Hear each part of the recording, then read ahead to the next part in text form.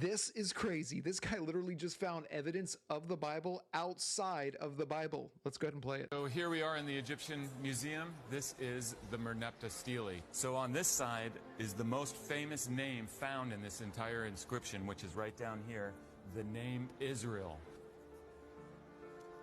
It's agreed upon that this says Israel,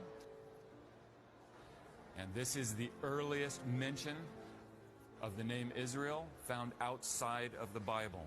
The inscription of Merneptah dates to around 1210 BC. The inscription describes who Merneptah and his army fought with in Canaan. The translation reads, Canaan is plundered, Ashkelon is conquered, Gezer is seized, Yanoam is made non-existent, Israel is laid waste. Ashkelon, Gezer, and Yanoam are followed by the city-state symbol. These three city-states were ruled by kings. There is no city-state symbol shown for the name Israel. Instead, the symbol for a foreign people is shown. This means that in 1210 BC, Israel is described as a people that has not yet formed into a nation and therefore is without a king. According to biblical chronology, the date 1210 BC falls in the Judges period, where we find in the book of Judges this repeating phrase, in those days, Israel had no king. This is yet another example of the details in the Bible being verified through the details of an inscription dug up through our... This was a beautiful example of how you mix in the lies of propaganda with truth. So, where's the truth? The whole first part, truth. Truth. Merneptah stele, 1200 BCE, right before the Bronze Age collapse, and when Egypt conquered the Levant, and they conquered those city-states, and then they conquered a people that went by the idea of calling themselves Israelites. Valid. Completely valid. The time frame that he matched it up, from the 1400s BCE, you have the time frame of Moses and the writings that are attributed to Moses, and then after that time frame, you have this gap from about the early 1400 BCE until 1100 BCE. The 1100 BCE biblical chronology time starts the so-called time frame of Saul and David and the monastic kingdom, the united monastic kingdom. So you have this gap of time where Israel was not a kingdom. Now, does these details make the details of the Bible true? Hell no. Not even slightly. Not even a possibility. It's a stretch. A huge, huge stretch of the imagination and forcing history to fit into your Bible. So let's take a little look at history at this time frame. So in around the 1200 BCE, a little time after that, you have the Egyptian people in the Levant. The Egyptians in the Levant were then conquered by the Phoenician people, the sea people. Right? This happened in around that that late 1100 BCE time frame and the 1200 BCE time frame. At the same time, you had the Bronze Age collapse that began and lasted until about 900 BCE.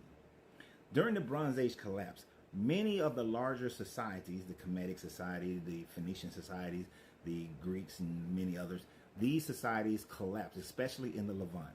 Most likely it was due to a drought of some sort that created this collapse of society during this time frame.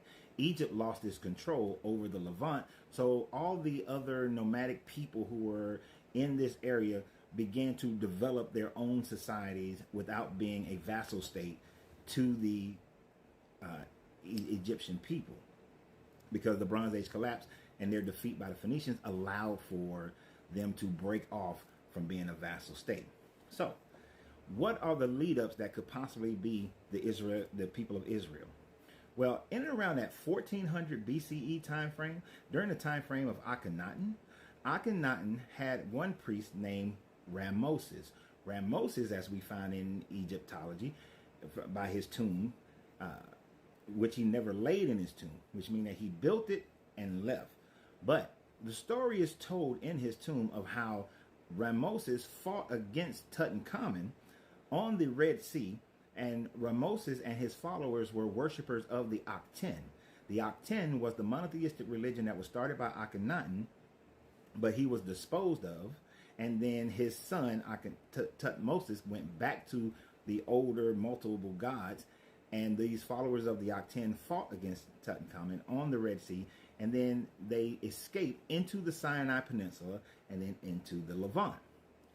These worshippers of the Akhten over the next 200 years were also integrated by Canaanites, integrated by the Shashu, integrated by the Hyksos, and possibly other cultures to formulate these hill-dwelling Israeli people. Because at the time frame of the Bronze Age collapse, the Israelites were a nomadic hill people that were living in the hills of the Levant. And once the Canaanites and the other people who were living coastal, because in every society, in every time frame, the majority of the population live near the coast, right? We can see that in our world today.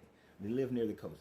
And during the Bronze Age collapse, they migrated into the hillside country and became a people group with the Israelites. And many battled and fought over this time frame from the 1200s until the 1100s, when they claimed the united monastic kingdom that was Saul and then David and so on and so forth, until it all got destroyed, conquered once again by the Assyrians first, except for Jerusalem, and then the Babylonians, and then the Persians, and then the Greeks, and then the Romans, and then up to today.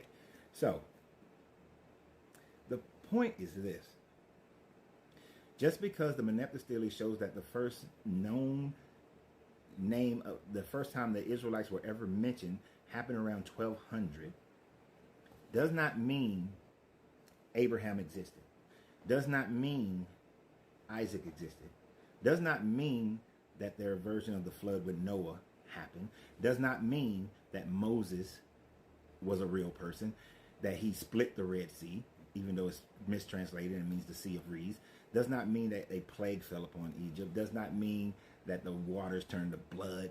It does not validate any of those things. All it validates is that in 1200 BCE, there was a group of people who called themselves Israelites. Because if you're going to say that, it validates all the details. Then because we know the Egyptian people existed, then Ra existed, Horus existed, Isis, Aset, Asar, Apep, all those deities existed as well, and all those deities and all those miracles that they did happened. Horus or Heru raised somebody from the dead. If you're going to claim that just because a group of people existed, their gods existed, their miracles existed, then you have to do that for everybody else. That means that Brahma exists. That means that Otamare exists. That means that Quetzalcoatl exists. That means that every deity of any people that we have found evidence that they existed, that all of those people exist. You cannot allow for your standard to be here and then move the goalpost for everybody else. That was a bullshit propaganda video. But y'all have a great day. And remember always, you got to free yourself to be yourself, because your greatness is non-negotiable. Good journey, good vibrations.